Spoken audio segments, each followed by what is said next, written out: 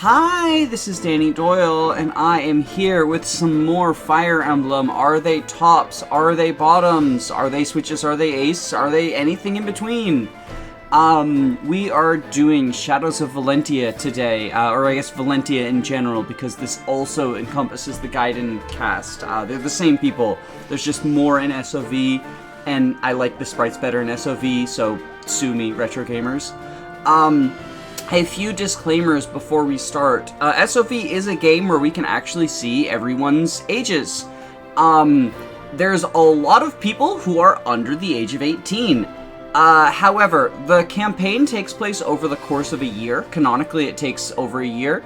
So, in speaking with my co-host, we came to the conclusion that if someone is 17, they are 18 at the end of the campaign, and we are comfortable talking about that. We're just not going to be super raunchy and crazy in the same way that the other lists have been, because, I mean, they're still only 18. I know that it is, legal age or whatever, but it's more about comfort than anything, which is why I think I don't even know the ages of all these people, except for I know Bowie is 16, which is why he's up here, and Est is 16.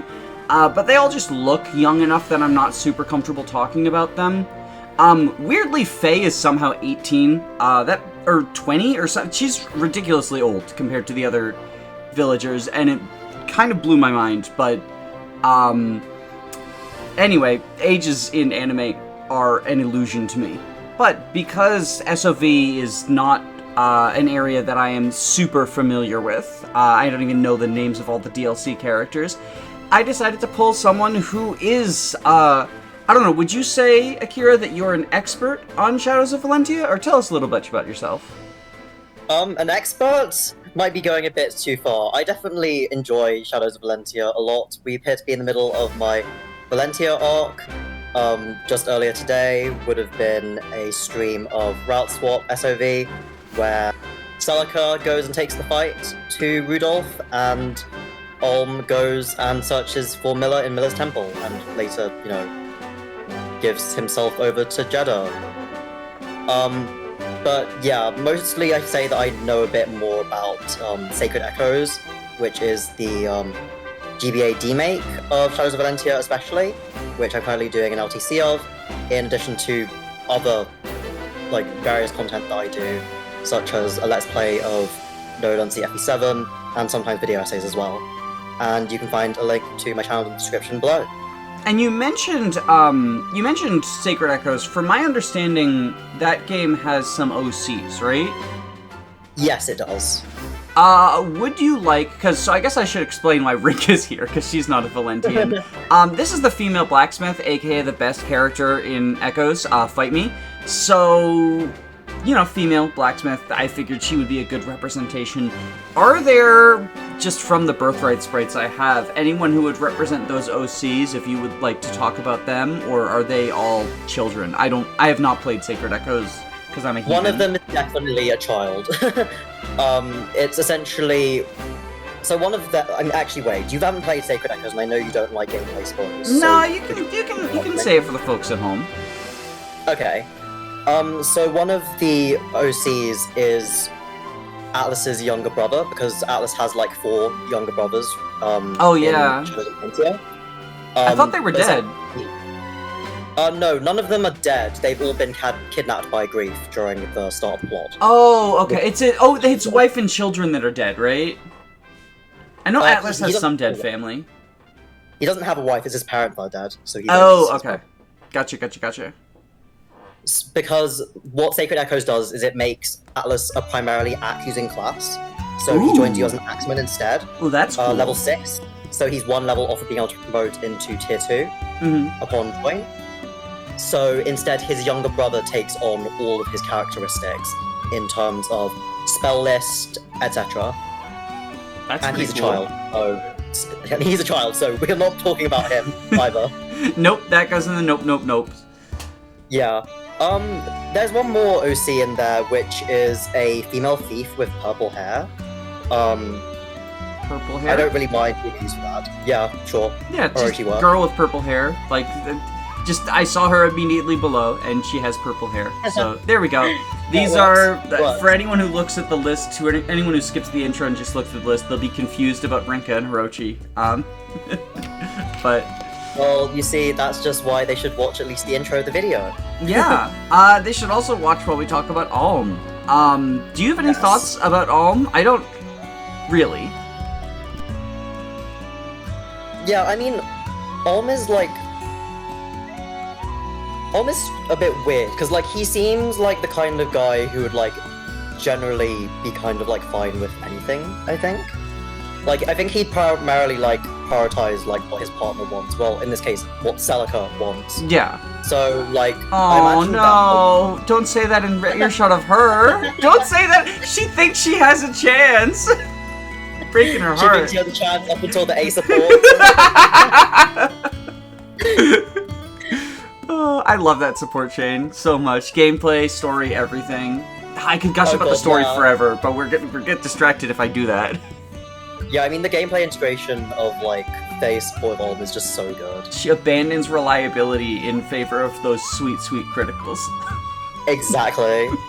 But yeah, I feel like Alm probably doesn't feel too strongly about, like, being a top or a bottom either way, so I guess he's a switch then. Yeah, no, I think that he just cares about Celica as much as, you know, like, people cite the argument they have at the end of Act 2 as, like, oh my god, Alm is such a dick. And, like, I do think he's wrong in that argument, but I think he cares about her, and he's willing to do mostly what she wants. It was just, you know, different ideals at that time.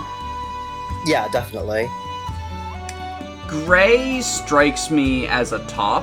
I don't really know why. I think he just has, like, unearned confidence. He definitely does have that. I don't think he's especially good at it. I don't think he's especially good at it, but I think he refuses to do anything other than top. Just because he sees it as, like, he incorrectly, I will say, sees it as demeaning to be anything other than a top in a sexual or romantic situation. Because of that unearned confidence. Yeah, I was thinking about it, like, before this call, and I think that, I agree with you, like, he seems like the kind of guy who's like, oh, I have to be a top because, like, a man has to be the top. Yeah. That kind of rubbish, right? Yeah. But, like, yeah.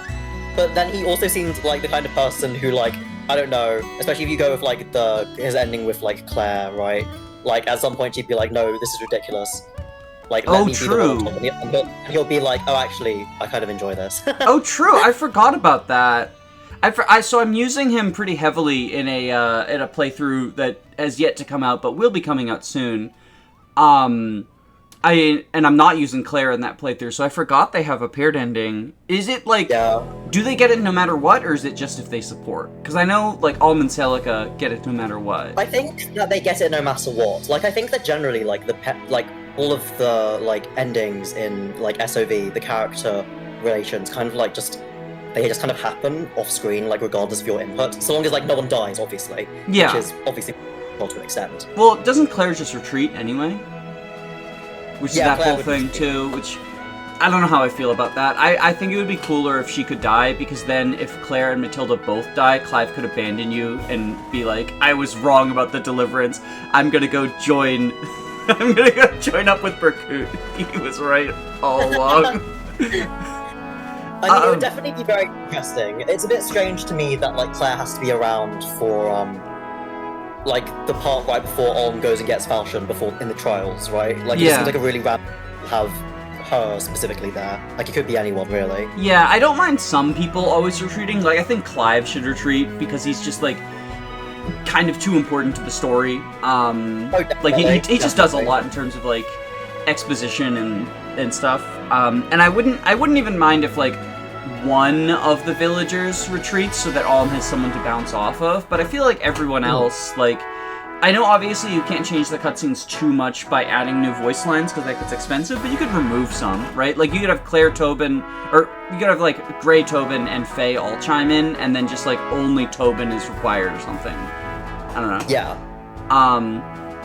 But where do we want to put him? I think you raise a good point. Does that put him down to bottom or switch? I guess it comes down to, like, what, like, role they would ultimately, like, end up with, like, theoretically, like, the end of, like, all of this character development, right? Because I do think that, like, at the end of all of this, he would probably be bottom, but definitely at the start of this, he would be a top. Well, I think we're talking... The way we're justifying ranking the 17-year-olds is this is at the end of all of their character development. I like talking about the end of the arcs anyway. So then does that put Claire... So. Oh no, I fucked up my formatting already. Does that put Claire up here then, I think? She seems very, very, like, dominant both on and off the battlefield. Just a very strong personality. Yeah, she's definitely a very strong personality with, like, very strong, like, likes and dislikes, which are expressed, like, quite strongly throughout, like, her supports and dialogues, right?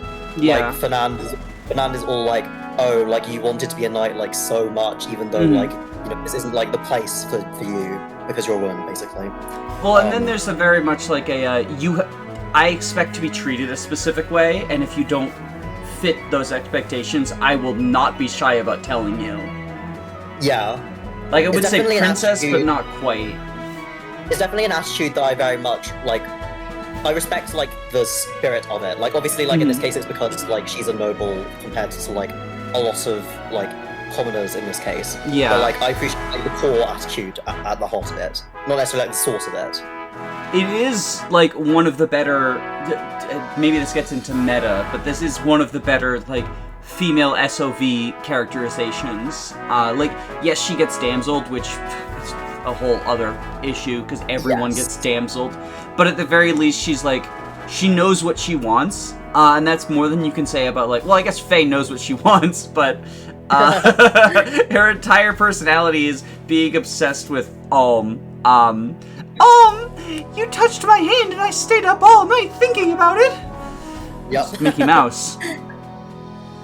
Yeah, Faye I definitely think is a bottom, yeah.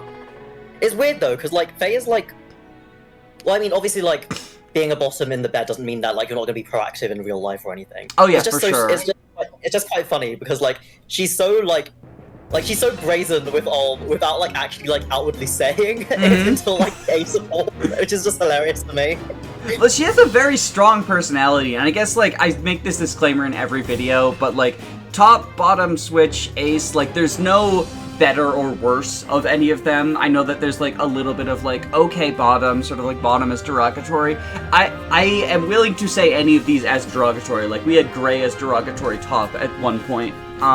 It's all about the attitude you bring into it, and she knows what she wants, and I think what she wants is to be a bottom to Alm. Yes, but that's like definitely what she wants.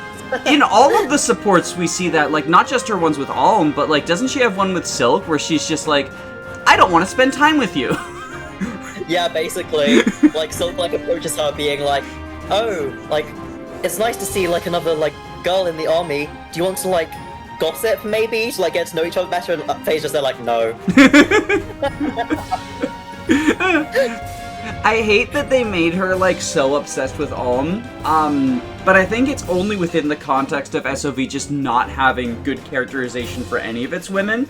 On its own, in a vacuum, I think that she's great, and I love her, and I think that the, like, obsession with Alm perfectly fits some of that other stuff, too. It's just... SOV as a whole, you know, let's take Kage's misogyny and dial it to 11. Yeah, I mean, it's interesting because, like, in this case, like, Faye wasn't even in Guiding. Like, she's a new addition. And like, yet, it's fascinating. And she's yet, like, she's like the one woman who you can't, like, literally kill as an enemy, who never gets damseled, and yet she's like, she's all of these things, like, just tied up into one. Well, no, May doesn't get damseled. Is May the strongest woman in SOV, I think? I guess so. Where is she, Faye though? Oh, sorry. What were you saying? Faye is interesting because in Sacred Echoes, like, they also add additional supports between people. So, although, like, Faye in base Shadows of Valentia only has support conversations with Olm and Silk, in Sacred Echoes she has additional support conversations with, like, actually all of the other villagers. So, like, she has conversation with Olm, she has one with Tobin, she has one with Cliff, and, like, that obviously allows her to, like, you know, be more of a person. Yeah. Rather than just, like, being super obsessed with Olm. So, like, in, like, her support with Tobin, for instance, she talk, or with Gray, it's one of them. She talks about, like, how, like, the reason why she's here is because, like, you know, like, she would rather be here than ultimately, like, be, like, sitting in her house in the village at home. knowing that they're all dying and fighting. No, and I like that. I think that I always thought it was weird she didn't have a support with, like, anyone on Celica's side. Her and Cliff, too. Just because, like, it means that, obviously, it's suboptimal to bring them to Celica's side from a gameplay perspective, but it would have been cool if there was, like, some story stuff. Like, maybe you got... I mean, maybe if she's fighting in an army that's not Alms, her supports would be, like, very different, and that would be...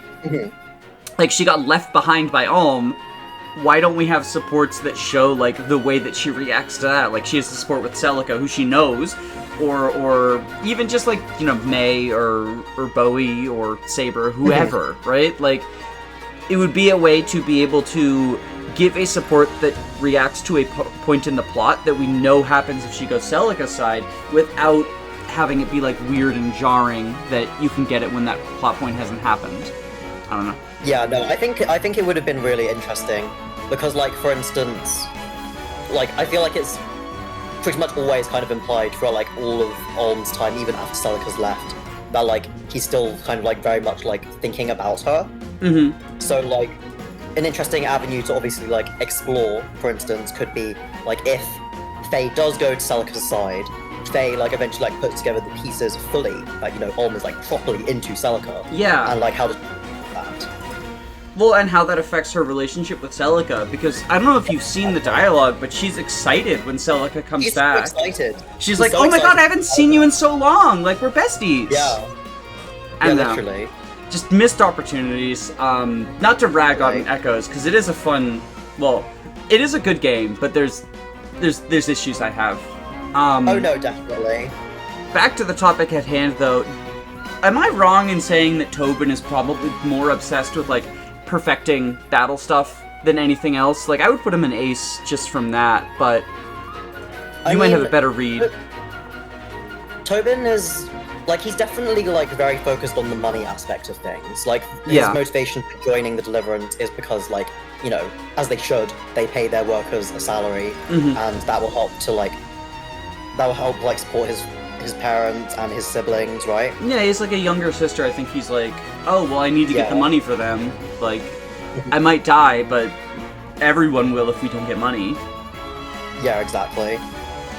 Which I feel like is quite it's kind of like grounding in a sense to have him around when, like, you know, very easy to be like, well, they talk about, like, oh, stuff hasn't been growing in Zofia for, like, literally years, as it turns out when you first go to Act 2, but, like, when, like, he has those conversations, like, oh, okay, this is actually a thing that exists, and it doesn't just, like, exist for the sake of the plot, right? Yeah.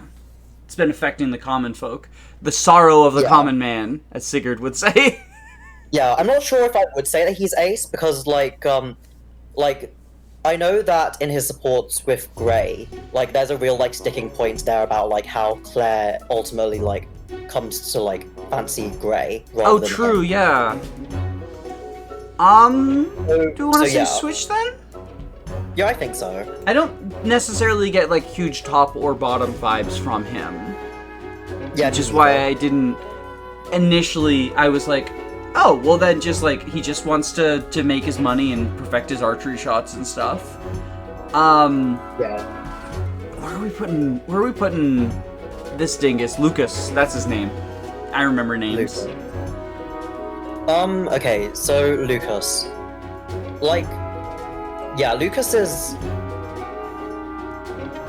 I don't know, I'm not sure that he necessarily, like, experiences attraction in that way, because, like, in like, some of his, like, conversations, like, I'm not sure if it's from the DLC or if it's just, like, with his discussion with, like, Clive in, like, support or something.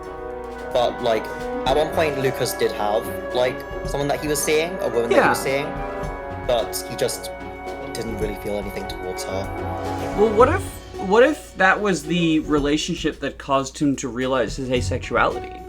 Like, what if it was, because there's, you know, we raised a heteronormative, the expectation of, like, we need to be with people, and oftentimes, ace folks end up in relationships before realizing, like, oh, the reason I'm not into this isn't because I'm not into this person, it's because I'm just not into this, period. Yeah, I definitely think it's possible.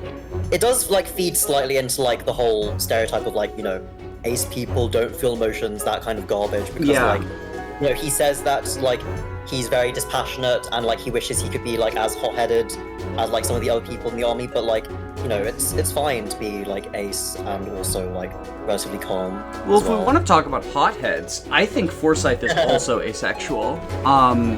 Like I read him as having those like passionate, hot-headed emotions. I think he's romantic, but I don't think it translates to sexual. I think maybe Lucas is aromantic and asexual, and just sort of like reserved in general. Not to say that if you're aromantic, you are stoic and reserved by default, but you can be. You know, anyone can be anything. Yeah. But I think Forsyth is like he wants to find a romantic partner. Maybe he's actually. Oh no. I'm revising this now. I think he's also a romantic, but he is passionately engaged in his friendships. He values, in particular with Lucas, the other person who is also a romantic, and they sort of bond over that, over the like the ways in which they've realized their asexuality, and you know, queer people bond together based on that. Oh, definitely. Yeah, I definitely think that like he values like his friendships a lot. Like, if Python dies, then his ending changes, and like he's literally like a totally changed man. Yeah. And I don't think that there's any implication that he and Python have any sort of romantic interest in each other, right? Like Leon's the only gay archer in Valentia. Sadly. Yeah. Like, I definitely don't think there's any, like, implication of, like, romantic interest between the two. Though I would understand, like, if someone's like, oh, I ship these two. I'm not gonna, like, judge them or anything, but I don't think that's their person. Oh, yeah, I don't want us to come off as, like, prescriptive around headcanons and stuff, because, like, headcanons, you can headcanon however you want and whoever you want, obviously. I feel the need to make that disclaimer, because sometimes people feel like these are prescriptive. Don't headcanon the Nopes, though. They're children. Please no. On the topic of Python, do you have any thoughts about where he would belong on this list? I mean, Python just kind of seems like the kind of guy who like wants to live like really easily and doesn't really want to put that much effort into anything. So perhaps just whatever. I'm not going to put up a fight. He's just kind of like, yeah, whatever. Oh, that's what you want? Okay, it's easier if we do it that way then. Yeah, they're like, oh, you want to do it this way? Well, like, sure. It's easier for me. Silk is the top, right? I know we're filling up the top with women.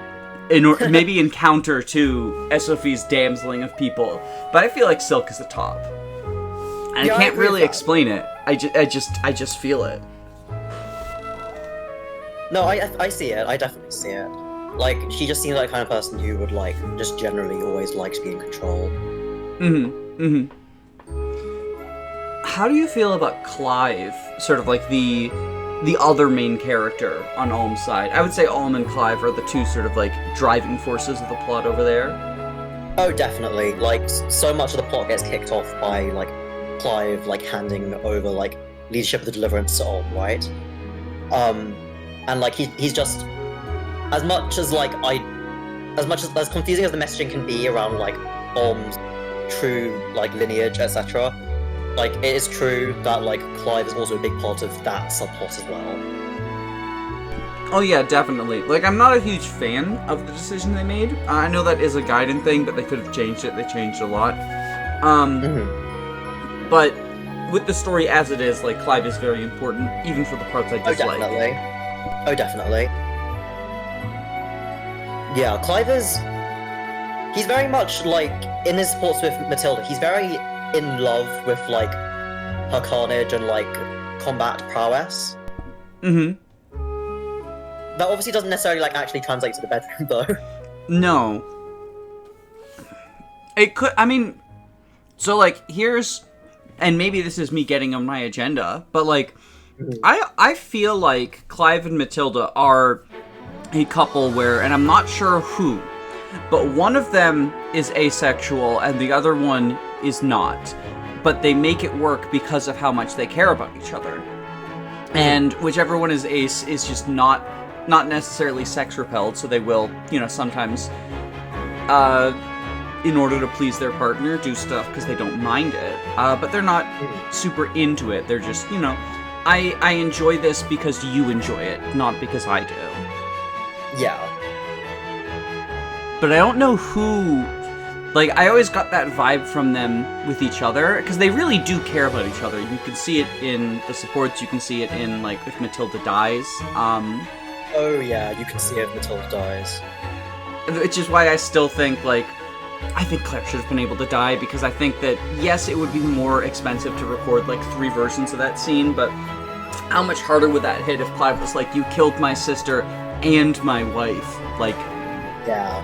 He already is upset, like, I made a mistake if Matilda dies, but, like, imagine if just you took everything from me. Yeah, like, oh my god. His sister, his betrothed, his best friend, like, oh my god. Oh, right, yeah, too, because Berkut was his best friend, right? Ferdinand. Or Ferdinand. Yeah. I get them confused. I'm sorry, gamers. I'm a fake SOV fan. I want to say that Clive is asexual and Matilda is a top. I'm putting the damsels up here. I'm putting all the damsels up here. Partially that's why, but I also just sort of get that from them. I don't know why. It's just vibes. You know, a lot of this is just vibes. Yeah, I don't know where to put Luthier. I can definitely see it. Like, I think that the two of them are definitely, like, very into each other. And, like, just because, like, Clive is ace, for instance, doesn't necessarily mean that he doesn't have, like, a sex drive. So, like, maybe, like, sometimes he just feels like he needs to get it out, and, you know, Matilda is willing, so, yeah. And it just sort of allows... It just sort of... Yeah, if he feels like he needs to get his sex drive out, and he does it with Matilda, she can just sort of... Because she's a top, take charge, figure out how she wants to do things, and yeah, no, I like that. I like that interpretation. Luthier, I'll be honest, I never fucking use this guy, so I've never seen his supports. He just seems kind of mid to me, like not terrible, not like unusably bad, but I don't know. Yeah. Even the villager mage isn't really great by that point, and he tends to be worse than the villager mage. Like whoever you made. I say villager mage, like, because you could make whoever, and I feel like they all perform... Like, yes, some are obviously better than others. You want Excalibur, but... Yeah. They all perform very similar to each other. Yeah, I mean, it's nice that Luthier at least has, like, the grace to come along with Excalibur. Yeah, can you imagine? Imagine if he just joined you and he only had fire. That'd be so sad. Oh my god. What if he joined you and he just had the generic mage spell list? Oh no! That would be really tragic. Luthier is another weird one because like he's very focused first and foremost like on his magic, and then like they add in like the thing about him like being very bad at making friends.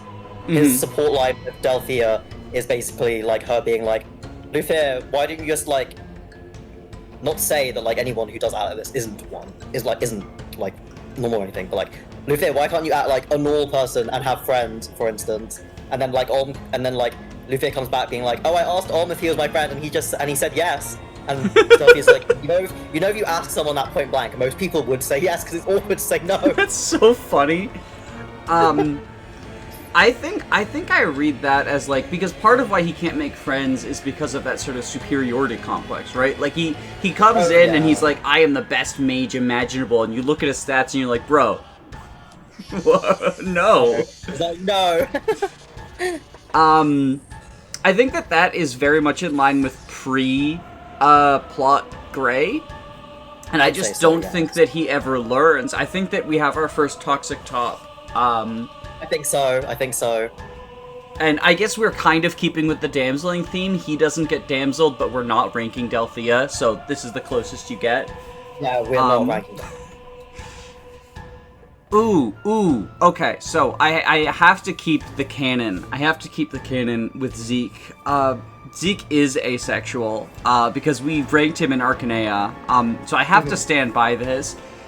For anyone who didn't see that video, so Camus leaves and this is Camus, spoilers. If you're watching this list, I guess there's going to be spoilers. But this is Camus and also Zeke and also, what's the other name for him? Sirius, yeah. Sirius. So, Sirius refuses to be with Naya, and then dies, quote-unquote, but doesn't actually die. He goes to Valentia, where he ends up with Tatiana, but then he leaves her in their ending, which is just leaves without a word. Kind of jerk move, TBH. And then comes back to save Naya in FE3. So, my interpretation is that he did love Naya, because he does in 3 as well. However, he refused to be with her, and it's not out of, like, the Camus duty thing, or not exclusively, but, like, the reason is because he's asexual, and he didn't think anyone who... And Naya's not. Like, and he didn't think that anyone who was asexual could be with someone who is sexual. Allosexual, specifically, is the term for it. And then his relationship with Tatiana showed him that, like, she's very special to him, and she is allosexual, and he realized that those sorts of things could work. And he eventually realized that he wasn't in love with her. She'll always be important to him because she's the person who cared for him and sort of showed him that that's possible, but at the end of the day, he did have to leave and go back to the person who he does truly love and try to make that work. And I think it's a very beautiful story. I mean, that's interesting because, like, I would actually add on to that, like, what happens, like, to the end of FE3, Book 2, is that, like, he goes back to Valentia. Like, he returns to Tatiana's side. Oh, really? Yeah, like, he comes back to her. I didn't know that. Oh, well, maybe he realizes that maybe Naya... Is Naya her name? The Hardin's wife? I call her Nina. Nina.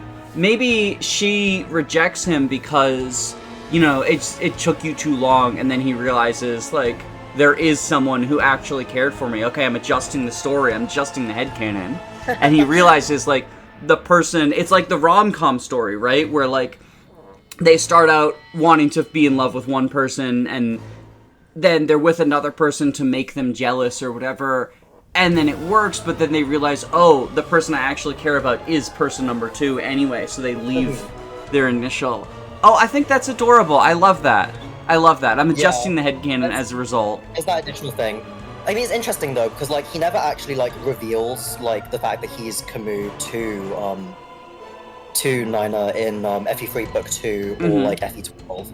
Yeah. Like, so maybe he even just sees that she's happy without him and realizes, like, I don't actually want this. I just thought I did. In the recruitment conversation, it's like, she's like, oh, are you, like, Camus? And he's like, I don't know anyone by that name. And, like, he does remember, because, like, when she's like, oh, I see, like, he just kind of, like, quietly, oh, I'm sorry. No, I get, yeah, so then, and there's just sort of, like, soulmates. Yeah, so, like, from the very beginning, like, even when he did, like, set off to Arcanea again for FE3/FE12, like, he'd already decided that, like, kind of, like, this was, like, something that he needed to see through in Arcanea, afterwards he had to go back home to Valentia. Okay, I like that. I thought that he just straight up abandoned Tatiana and, like, kind of a dick move, but no, okay, I get it. I put the pieces together now that you spelled them out for me. Anyway, she's a damsel, so she goes in top. That's just where they end up. There's no debate anymore. I do think as well that, like, kind of, like, if we're going with, like, the idea that, like, Zeke/Camus/Sirius is ace, like, I kind of like the idea of her being a top, because, like, in a way, like, that means that, you know, she kind of, like, helps to, like, guide him into realizing that this is a thing which, like, you can have a relationship between an asexual and allosexual person. Yeah. And he's, I should have clarified too, at least in my headcanon, he's, like, sex repulsed. He's not even willing to have, like, any sex with her. Maybe they can have, like, a polyamorous thing, or open in some way that so that she can fulfill her sex drive, or maybe they don't, and she's just, like, cares about him enough that she's fine with, you know, self-pleasure. Let's not get too graphic, but... Yeah. Either way, that's at least, you know, my interpretation there is they are not having sex, but she's still guides him into realizing, it's not just sex that the top aspect comes out in. Mm-hmm. Where are we putting Grandpa? Mycen, specifically. Mycen, I think... Because that wasn't clear. Yeah, Mycen... There's never any, mention of him having, any romantic interest in, the plot. Mm-hmm. It's a whole big plot moment where someone from Zofia Castle is like, no, he very clearly told me one day that he had no wife or kids. Oh, yeah. No, he's it's actually a big plot point that he couldn't possibly be Alm's grandfather. So maybe he's ace and everyone knows it, right? Yeah. I think so. I think he's Aero ace, honestly. And not from anything other than the fact that, people know that he wouldn't have ever had a kid. Mm-hmm. Not to say that ace people or Aero people can't have kids, but I think that is, he wasn't in a relationship and he wasn't trying to have a kid outside just to raise on his own. Yeah, it's really interesting, because in his support line with Ulm, which, you obviously don't have very much time to get during the main campaign. They have a support line? What? Yeah, they have a support line. Okay. Yeah, they have a support line. Towards the very end of it, Ulm is like, oh, I'm sorry for getting mad. I just was the thing that was the hardest for me to accept is that, you're not really my grandfather by blood. Mm-hmm. And Mycen's like, well, to me, you'll always be my grandson, and I'm so glad that you exist, because otherwise I never would have, experienced the joys of family for my own. That's so sweet. Yeah. I love that. I hate that you can't get that without doing the stupid post-game, but I love that. Yeah. It's a very cute support, but it's unfortunate that it happens so late. Carell moment. Yeah. Damsel goes to top, and also just I'm sorry, but we spend the entire game with Celica. If you don't come away thinking that she is the toppest top of all, she is such a top. I don't know. I don't know what to say. When she's to Saber, oh right, well, if you don't want to come along to the pirate throne because you're just watching after my back, I'll go, and then you just watch my back. Yeah. I love her so much. It's so good. She's probably my favorite character in the cast. She's just, and I guess part of that is the main characters are always more developed, but I really like her. Her and Faye, I think, are my two favorites. I can see it, yeah. Celica, I think, is a really good character. Mm-hmm. Even though I think that there were definitely some things... Funnily enough, I think there were some things that were handled better in Gaiden than they were in Shadows of Valentia in terms of the plot. You mean the end of Act 4? Hmm? Do you mean the end of Act 4 or something else? Yes, I do mean the end of Act 4. Yeah. Yeah, yeah. Thank you, SOV. Yeah, it's very impressive. Somehow, without Karga being involved at all in the creation of SOV, they managed to create more actively damsel situations.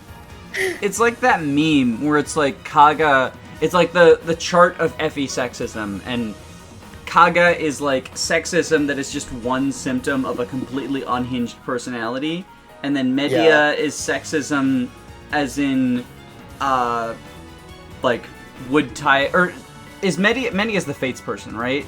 So Medea's sexism as in just traditional male gaze sexism, and then the director of SOV, whose name I don't remember, but it was sexism as in would tie a woman to railroad tracks if given a single opportunity. Oh my god. Now that you say it, I can't unsee it. I just explained something that's better in visual format, but hopefully you get the joke, dear viewers. I think Celica, or not Celica, I think May is also a top. I think May is definitely a top. Obviously we're not going to talk about Bowie in any yeah, because he's very young. Yeah, but they've got a paired ending where it says in the credits sequence that they're very happy together. They have a bunch of kids and they argue an absolute ton. I love their dynamic so much. I don't mind that it ends up with them being romantic, but I think I would honestly like it more if they just grew old as friends, constantly bickering, the best of friends. I love their dynamic so much. It's just so funny when she's Well, Bowie, what are you going to do? After all, you can only summon fire, but I can summon lightning. Big, hearty lightning. Yes! Oh, say the line, Bart. Say the line. It's so good. It's definitely so good. I think Saber... I feel like I want to put Saber in Switch, and I don't know why. It could just be, like, symmetry-ism, but... I think he's a Switch as well. Yeah. Yeah, no, I think that. Because he's, like, on the one hand, he accepts the dagger as, like, you know, giving the gift. But on the other hand, then you snatch it away from him, and he's also perfectly happy with that. I mean, the golden dagger moment is just absolutely hysterical to me. It'll never stop being hysterical to me. Both in Shadows of Valentia and in Sacred Echoes, it's like, cool, he's got this golden dagger in his inventory. Just give it right back to Celica. It's extra funny if you forge it into Beloved Sophia, which, like, from a gameplay perspective is not worth the gold, but from a narrative perspective is extra funny. Now it's her perf, so he can't even use it. Yeah, it's hilarious. He also just kind of, like, he just kind of seems like the kind of person as well who, like, not because, like, he doesn't care, like Python, but, like, because he's got, like, more life experience. Like, he's just kind of, like, gradually, like, learned to be, like, more accepting of, like, everything in general. Mm-hmm. Like, he was originally a Regalian soldier, and then, like, he became a mercenary, lost his eye, and ended up, like, in this, like, port town of Zofia, right? Yeah. So, like, he's been a lot of places, and he'll have met a lot of people. I feel like Valbar is, like, oblivious to Leon's advances, but I don't think... Like, I think he's oblivious in general to not just Leon, but, like, all sort of romantic stuff, but I don't think he's ace. I think he's aromantic, but allosexual. I just don't know where I would put him on the alignment chart. Yeah, I mean, so he's the one who has a dead wife and kids. I think that might have been what you were thinking about with Atlas before. Oh! Okay, so I got them mixed up. Okay. So he has dead wife and kids. Gotcha, yes. Gotcha. Well then, take everything I said and apply it to Atlas. I think that he's aromantic, but allosexual. Yes, because I'm pretty sure I'm taking all of the Atlas supports and putting them onto Valbar. Yeah, that makes sense. Yeah, I mean, we can talk about Atlas now if you'd like. Yeah. Atlas is... Yeah, I will be real. Atlas seems like the kind of person who's never, like, spent a single, like, moment thinking about, like, love, I think, at all. Mm-hmm. Which is completely fine, obviously. He just doesn't seem like the kind of person to, like, think about it or worry about it, like, at all. Obviously, this isn't canon to Shadows of Valentia, but he does have, like, a paired ending in Sacred Echoes. But quite literally, like, in the things, like, leading up to, like, the very end of it, like, in, like, his B support, like, his A support or something, he's like, well, you see, I spend all the time around the mountain. Do you see me worrying about love? No. It's fucking Fate's level than just the surprise marriage. I mean, it's not quite surprise marriage. I see where it came from after having, like, read through, like, the entire support line. Mm-hmm. But it's just quite funny, because, like, he's definitely not the kind of person who would have actually, like, spending time, like, thinking about, like, being in any form of romantic or sexual relationship prior to the events of the plot, at least. I think that he thinks about sexual relationships, but not romantic ones. But this is probably just me inserting my headcanon in.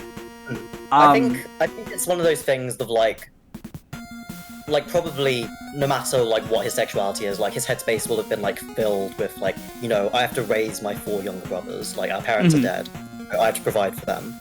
So, like, I think it's very understandable that, like, a romantic or sexual relationship will be, like, not the highest of your priorities. Oh, for sure. So hear me out. Gameplay story integration. Atlas is the only character on Celica's side without pitchforks who can, like, be super flexible and fill multiple roles. Mm-hmm. Eh? Yeah, I can see it. Just gameplay story, you know. Yeah.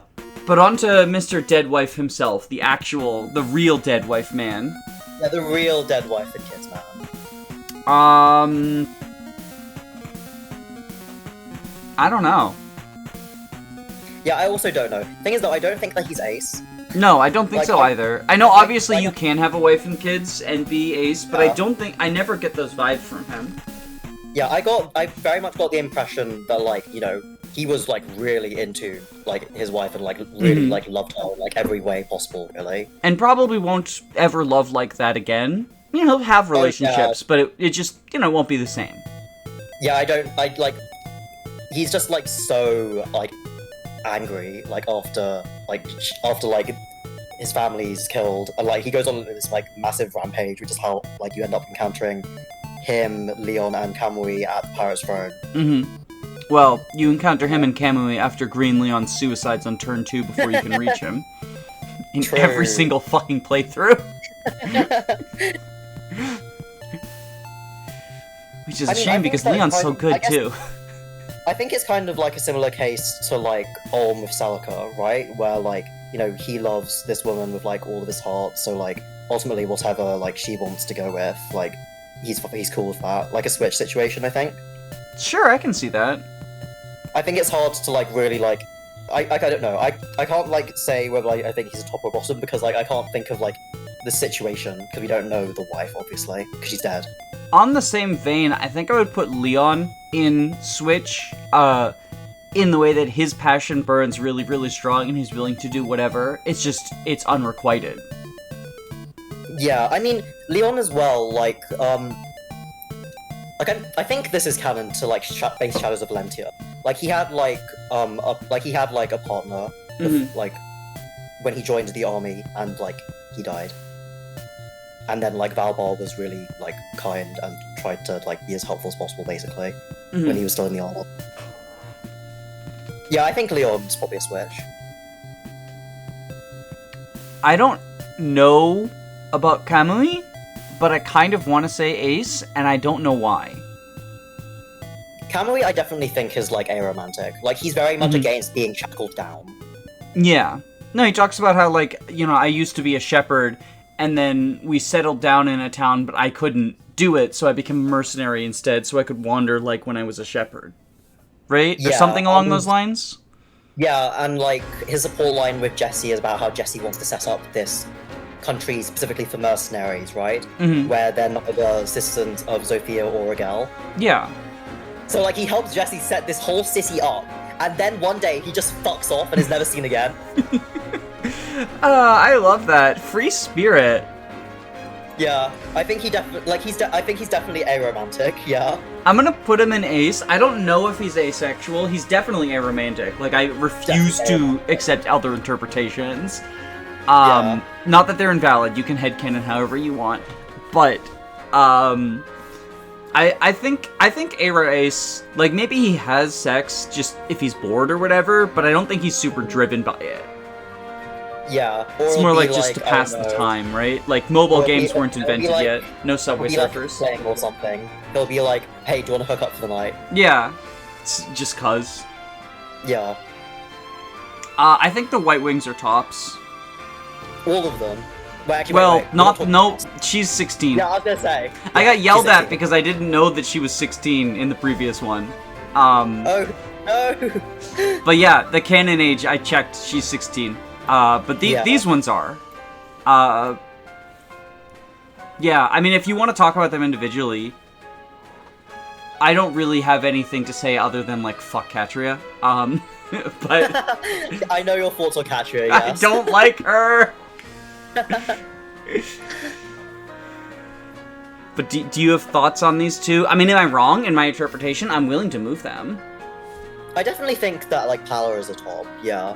I feel like it's probably just, like, partly what she's very used to. Like, similarly to, like, Atlas in terms of, like, you know, having to always, like, keep his younger siblings in mind, she's always had to keep Katria, especially Est, who keeps getting into these really, like, concerning situations. Yeah, she's supposed to keep Est safe, but every time she turns her back, Est is just kidnapped again. Yeah. So yeah, no, I definitely, like, I feel like she's the kind of person who's, like, always, like, very used to being controlled, but also, like, very much likes being in control. Like, it's, like, not the kind of person who, like, is, like, very dominant in, like, their outward-facing life, and then, like, in the bedroom is, like, I'd like to give up control, like, in this circumstance. And I think Katria just aspires to be everything Paula is, which is why I sort of have them in the same spot, because I think Katria is both in gameplay and personality, just an inferior version of Paula. And I think she's just trying to... She's aspiring to be... I mean, she looks up to her older sister, right? Yeah. And I don't think there's anything wrong with that. I do think there's a lot wrong with her gameplay performance. but I think, you know, she takes after her in every way. And that would include... I mean, not that they're, like, privy to that of each other, but... Yes. I'll stop before the fucking washing machines come out. I see it. Alright, this guy's... we're gonna skip Sonia for now, and... Wait, why are Dean and Sonia separated? I just did them in the order that the tier list had them, but they joined at the same time. I specifically chose the masked version of Conrad instead of the unmasked version of Conrad, and I think we're late enough in the video to talk about why. If you know, you know. Yes.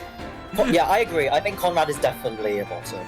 Like, Conrad is also just a strange, like, I don't know, I don't like his inclusion in SOV, like, I just don't like the fact he exists. I think it's, like, I don't like him as a character, and I think it weakens the story of, like, Celica being the only surviving royal. That surprise. Yes. Like, not that I want her to have a dead brother and be sad about it, like, I'm glad that she's happy he's alive, but I think, from a story perspective, it works better if he's not. Yeah, plus, like, it kind of contributes to partly what I said before about things that Gaiden did better in terms of Celica. Oh, for sure. Like, it's just the fact that, like, I don't understand why, like, I don't, like, everything about the situations that, like, they find themselves in is stuff that, like, she can handle by herself, but, like, Conrad is there. Oh no, there's an earthquake. Only Conrad knows how to deal with earthquakes. Exactly, it's like, oh my god. Okay, Sonia. Let's talk about Sonia first, because everyone talks about Dean first, because he's the better unit, but I think Sonia's a more interesting character. Oh, Sonia's definitely a more interesting character, because, I mean, incoming plot spoilers. She's one of Jedah's daughters. I know! It's so cool! Turned into a witch, yeah. Yeah. And then, like, her ending is, so, in base SOV, is just, like, oh, like, one day she returns to, like, Nui Baba's abode, and, like, does research there, and, like, people talk about, like, how there's this witch there, and they don't expand, they don't expand on, like, whether or not she's actually become a witch. Yeah. I mean, she gets the warp spell, even if she doesn't become a witch, like, eventually, right? Or rewarp, I guess? Yeah, she learns rewarp. So, yeah. I kind of want to put her in ace in that I just think that she's not into that. She's not into the sex. I don't know why. I feel like she's the kind of person who would, like, be really into it. Oh, like, really? I'm kind of torn between whether I think that she'd be, like a mega power top or a mega power bottom. I'm gonna say mega power bottom. I think that she has so much pressure. I think that in the contrary to Paula, right? She has so much pressure outside of the bedroom put on her, that it's just nice to, for 5 damn minutes, not have to worry about it. Yeah, I think I see that for sure. I think I agree. What about Mr. Bravesword? So, I believe that Mr. Bravesword has, like, killed, like, his girlfriend. What a dick! Okay, the impression I got is that it was not fully on purpose, but yeah, like, they don't, like, go into it that often because, like, he doesn't have, like, many support at all. Yeah. It's just, like, his support line with Jesse where, like, he's basically just kind of like, Jesse, like, oh, leave me alone, like, you have, like, so many issues, and, like, Dean's like, eventually like, oh fine, I'll, like, give you the time of day, but, like, tell me your life story. I think maybe he was traumatized by that, like, we don't know too many details, right? Yeah. Like, it's just quite widely known that he has, I mean, it's just so weird, because, like, in his ace port with Jesse, Jesse's like, oh, well, at least I haven't murdered someone. I was just kind of like, wait, what do you mean you haven't murdered someone? if you're being used and getting support, then you have killed someone. But, no. Yeah. It's not like Dimitri. Jesse only kills women. He doesn't murder them. True. I'm gonna say that event was so traumatic that Dean was not ace beforehand, but he's taken a vow of, like, celibacy, chastity type deal, just never again. Yeah, I definitely think that, like, after that, like, he's very much, like, sealed himself off, right? Mm-hmm. Like, one day, I think in his ending as well, he also just one day disappears with his brave sword. Oh, he takes the brave sword, too! No, don't take the brave sword! Yeah, he's just, like... I don't know, I feel like he's very much, like, closed himself off from everyone. Alright, you know what's coming. Damsel goes in top. Jesse got damseled, so... Well, I definitely agree that he's definitely not ace. Like, he's definitely very much... He definitely chases girls. Oh, for sure. He might be like ace not by choice, like an incel type deal, but I don't even get like bad incel vibes from him. Like even just saying incel feels wrong because Jesse's just a good egg. Yeah, he's a good egg. Like, I think he probably doesn't get as many partners as he would like, but he also is just sort of like, you know, one day. Yeah. And then instead he starts a mercenary country. Does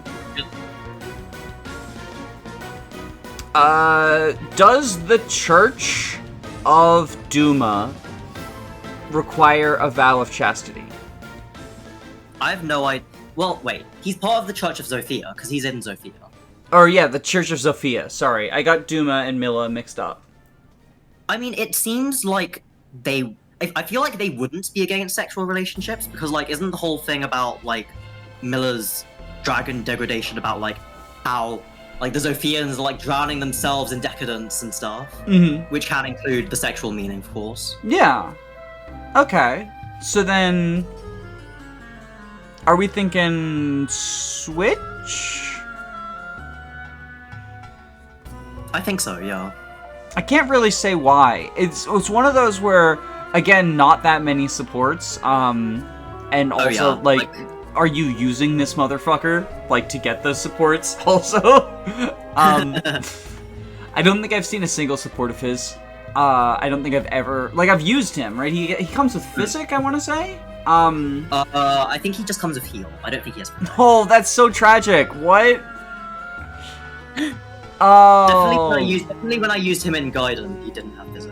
Well, no. Isn't Physic just, like, a thing you get on promotion? Or is it just heal? Oh, that's so tragic. That's so tragic. Oh my god. Oh my god. What are you doing? Noma? Is that his name? Noma? Yeah, Noma viability. No more viability. Noma viability. So obviously, like, in Shadows of Valentia, the way that you recruit Noma is by, like, do you, like, start Act 4 with Celica's side? You end up, like, going through, like, the sewers and, like, you recruit him. But you can miss him. Have you ever, like, recruited him in Gaiden? No, I stopped Gaiden during the 3 horse map because I got fucked by ambushes and I was upset and so I stopped. That's a terrible map to get ambushed on. Yeah, the Bow Knights. Yeah. Yeah, they're so bad. They're so bad.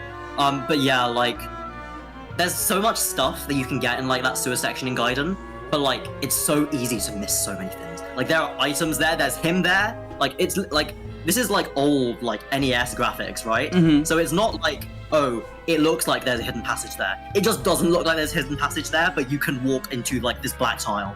Oh my god. Yup. And your reward is this absolute fucking trash unit. It's just so funny, because, like, I was able to recruit him, because I was like, I've been to this map in Shadows of Valentia, and, like, they're very faithful, so there must be, there must be a path here. So, like, I kept on trying to walk into walls, and I eventually got somewhere. But then I was watching someone else play Guide another time, and they went and got an item I had no idea existed, from the same sewer area, and I was like, sorry, what? That's here? And the person's response was, yeah, I only found out this existed because of Shadows of Valentia. It exists there, so it exists here. That's so funny. Oh my god. Gaiden never changed. I do think it's worth playing just for, like, the jank of, like, speed ring and stuff, but... It is certainly a game that like exists. Gaiden. I like Gaiden. It's a game that exists, and like I do like it. But as in my aptly named Gaiden Pain compilation, I both enjoyed it and also found it deeply painful. These are not mutually exclusive things. Speaking of enjoying things that are painful, do you think Renea liked being set on fire? I'd have to hazard a no. Okay. Just, you know, yeah, if the answer was yes, it would be very easy. But, I feel like, in a very similar vein to what we talked about with Alm and Atlas, Renea just wants to make her betrothed happy. Yeah. Which is why it's so tragic what ends up happening to her, but... Oh yeah, it's really tragic.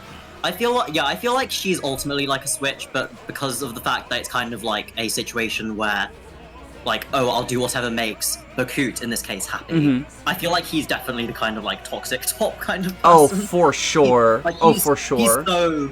He's so the kind of guy who's like, I'm a man, I will be the Emperor of Rigel, and therefore, I must always be the top in the bedroom. And that comes across in more than just his romantic relationships, because, like, Berkut just wants someone to order him around.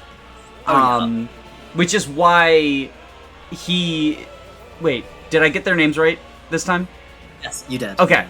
I was like, wait, but this is Berkut. I told you, I get them so confused. But that's why he was like, just as soon as he left the Deliverance out of, like, classism, and then he immediately was like, oh, I found a new daddy. I guess if we're talking about, because this is the elder of the three of them, right? Which is so weird that he's like a main character now, because he's just like a one-off boss in Gaiden. I know that much, at least. Yeah, it's hilarious. It's so funny. But he's like a slimy little worm. I don't know where I would put him, honestly. Like, I kind of want to say bottom because he's another one of those, emperors will always need cronies, and like, just look at his face. He's a crony through and through. He's so crony. Yeah. I think he's a bottom. Like, he definitely seems like the kind of person who would, like, pay a lot of money to have a woman step on him. I think he's aromantic. Like, I don't see him actually caring for anyone, even the people who he has dominate him. He just likes being stepped on, like you said. Yeah. Like, I think, I agree. Like, I don't think he's, like, capable of having, like a loving... No, I don't think so either. I think he's probably been in some relationships, like, romantic ones, but I don't think he's ever actually cared for his partner. I think it's been more just, like, a means of, I don't know, status or just because it's what you're quote-unquote supposed to do. I agree.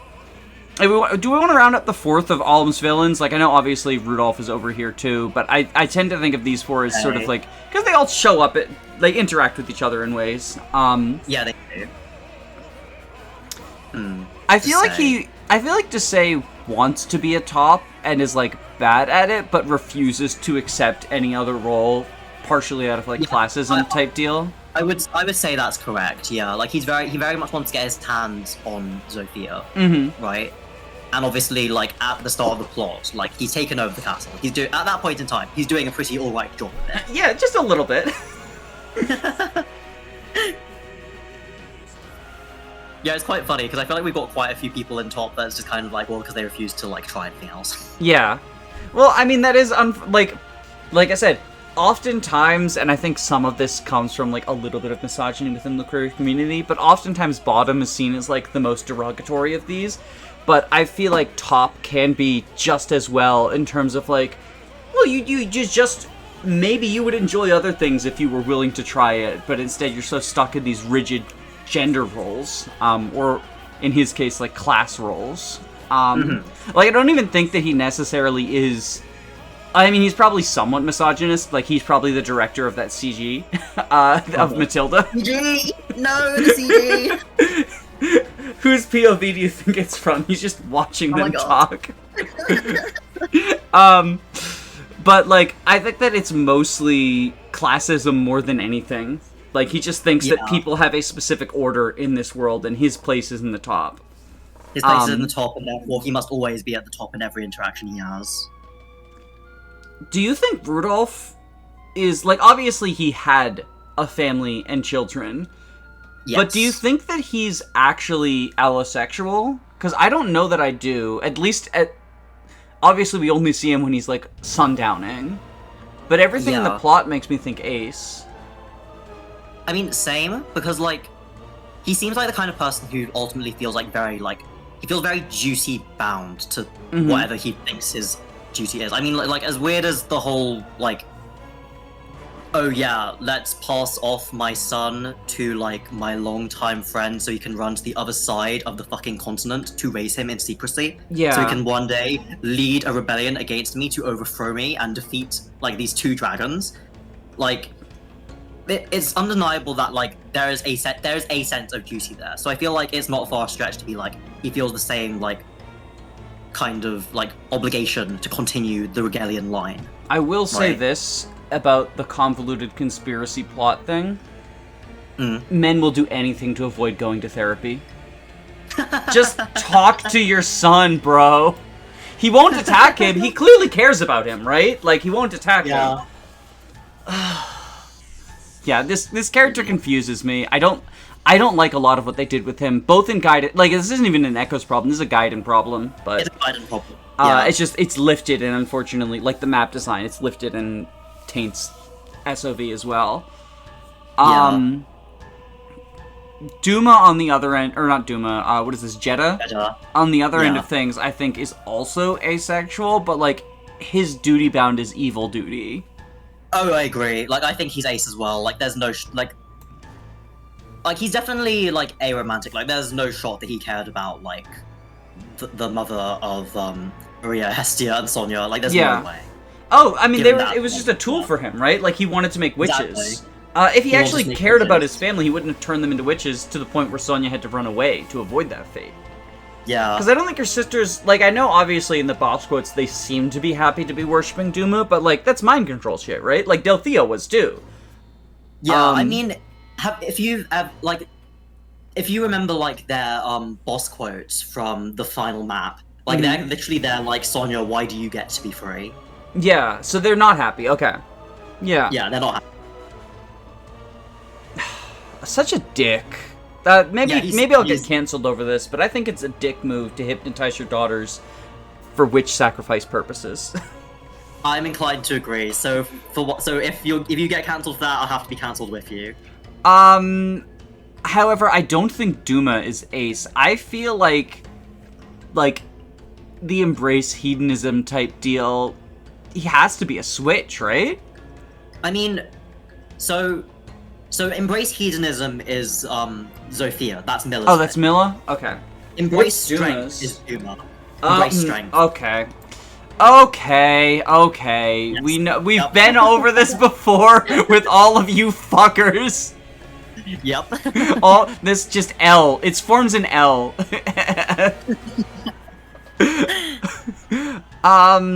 DLC speedrun. I don't know their names other than this one is Yuzu because that's an emulator name. So do you want to? I'll mute my mic and you can tell me where they go and I'll just move them to the correct place. Well, I mean, I have to like just generally introduce them because I don't know very much about them either, to be honest. Okay, vibes it is then. Yeah, so this guy on the left with green hair, his name's Randall.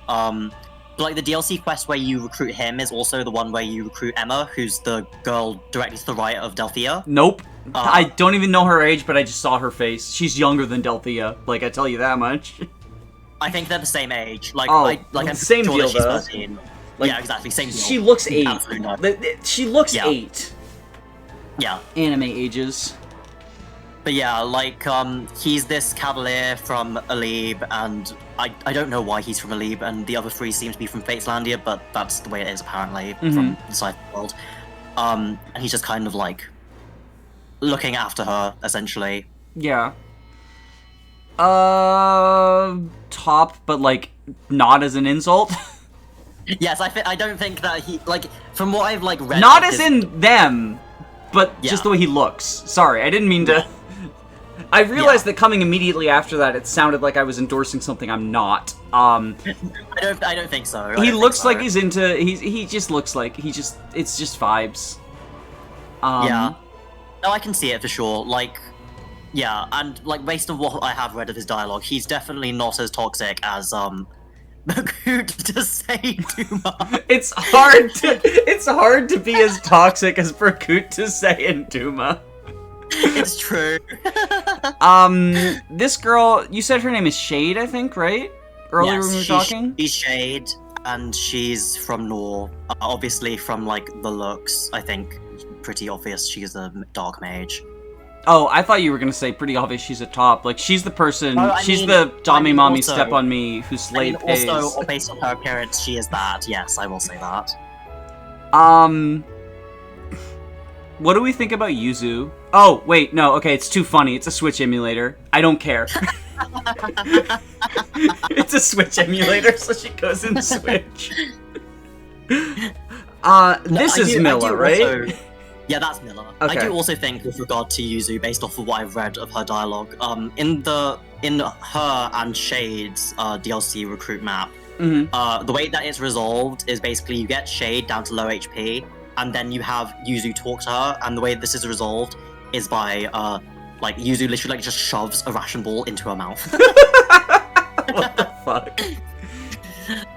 And she's literally just there, like, respect the ration ball. That's funny.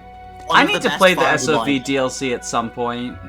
Yeah, I need to play it as well. Like, I started the one that's, like, before, like, the early days of the Deliverance. I started that one, but I quit. Yeah, if it is based off of it, like, there's a Sacred Echoes map which you can miss. It's a guidance chapter, where like you can play the Rise of Deliverance map, and it's my understanding that it's pretty similar to the actual DLC map. But Akira, I thought they were all Gaiden maps. Oh my god. Okay, Sacred Echoes changes the map, so they're not Gaiden maps. I think we already talked about this when I got Duma confused, but like the hedonism stuff, I feel like I want to say Switch for Milla, right? Oh yeah, I think so. Side note, she looks like an elf from Dragon Age. Or Lord of the Rings. Like, just the ears. Okay, so now we have... the same ear. If you look at Duma, he has the same ears. Oh, does he? Pointing. Oh! Yeah. Yeah! Shit! It's Legolas and, the girl he's in a love triangle with in the terrible Hobbit movies. I don't remember the name either. The blacksmith, I feel like... Well, I was going to say top, because, like, big, strong lady. But actually, now that I think about it, I feel like, similar to Sonia, she's working hard all day. Yeah. I think she just wants to bottom at the end of the day. But Yeah, how do you I feel feel about like, the strongest soldier in Valentia? No, I can definitely see it. Like, I definitely think there's something to, like, you know, you work hard all day doing, like, tough things, and then, like, you come home and you just want to feel, like, more, like... Delicate is the wrong word, I guess, but, like... I don't know. Like, more, like, being treasured rather than the one, like, treasuring someone else. Yeah, Kinda. she works on treasured items. She deserves to be treated like one. Exactly. I know nothing about Sacred Echoes, so you're going to have to cover this last one. Cool. I mean, I can talk you through, like, the basics, because its character does show up, like, really early on in Act 1. Go for it. So...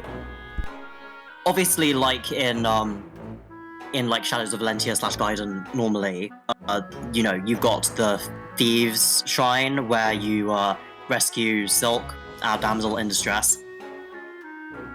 And in, Sacred Echoes, it's instead a survive map for 7 turns, and on turn 2, this female thief shows up, called Acantha, who, they've got thieves in Sacred Echoes for some reason, despite the fact that both Ulm and Celica can literally, like, break open doors and chest themselves. Oh, interesting. I guess, are there stealables, maybe? Yeah, I think there are some items that you can steal. Okay. And like, there's a thief on Celica's side as well, who's one of the characters that's already been mentioned. And, like, she's like very explicitly like into women, like she has a support line with Silk, and it's basically just kind of like her trying to fake interest in the Zophian religion so that she can learn more about Silk. Let's go, Heather archetype. Let's fucking go. And like they have a paired ending during which, like, you know, they travel around together, etc. And it's like very obviously like implied that it's actually like a proper relationship, right? Oh, it's Ike and Soren. Yeah. So, I mean, in the true nature of the Heather chaotic lesbian, I feel like she's got to be a switch then, out of like desperation. I agree. Yeah. So yeah, this is our list. Thank you so much for joining me, Akira. It was a lot of fun. Yeah, I had a lot of fun too. I'm glad you enjoyed yourself. And if y'all have not already, you should go ahead and check out their channel. They do not just Valentia content, although right now it is a lot of Valentia content. But if you like Valentia, or if you don't like Valentia, check out their stuff. Do you have anything else you want to say before we head out? Well, I guess what I have to say now, Danny, is that now that we've collaborated together on this, and obviously gotten along here, we have to start up our arch rivalry again.